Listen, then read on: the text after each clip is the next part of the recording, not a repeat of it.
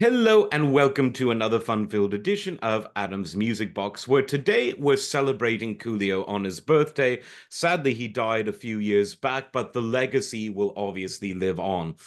Um, let's just get right into it and say that when Coolio in 1995 came out with the single and associated album Gangsta's Paradise, it became the top selling rap single of all time. And in an age where everything is on Spotify and everything is super accessible and everything is judged by view count, I'm not sure if younger kids who might be listening to this realize just how huge it was that when you had to go out and buy a single, this song was absolutely stratospheric.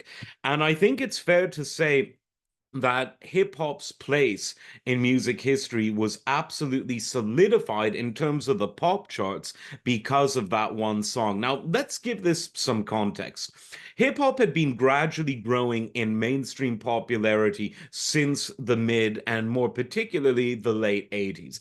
As an art form, its roots were in the 70s. And like I said, people are always arguing about the true birth of hip hop. I think that, like any genre that's big, that's impactful, that costs a wide philosophical and stylistic net in terms of the music, you cannot just point to one thing. I personally think that the poetry of Gil Scott Heron, great musical poet, was really one of the foundational lodestones of hip hop.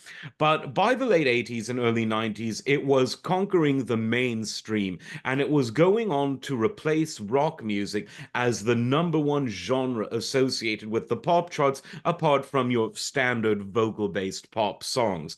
And of course, NWA made a huge splash in taking hip hop to the front and center of things, as did fellow West Coaster Ice-T.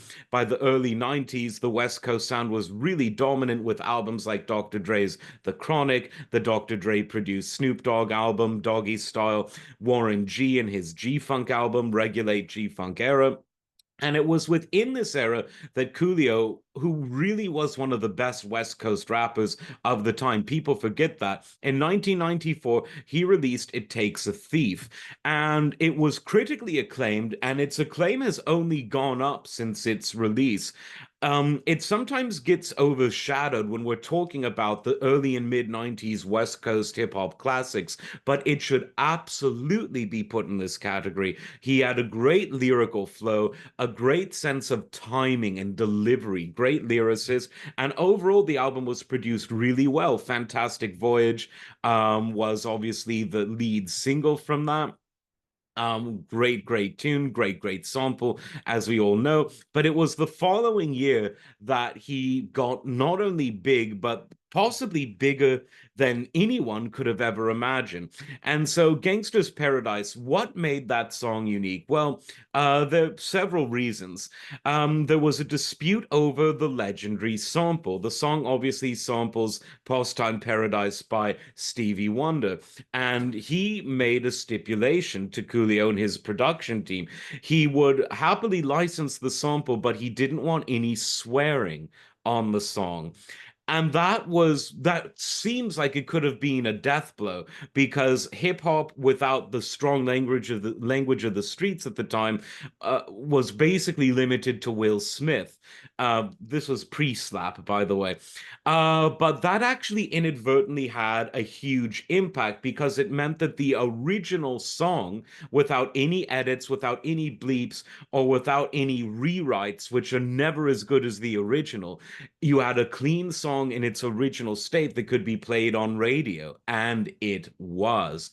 The other reason I think for the song's success, again, Coolio's great delivery, his great bars. He really just is, I think, one of the most underrated hip hop artists of all time. And then the other reason, of course, is the vocals. You got some really great singing on that record, the hook, if you will. And I think that that was a super important part of why that was. successful.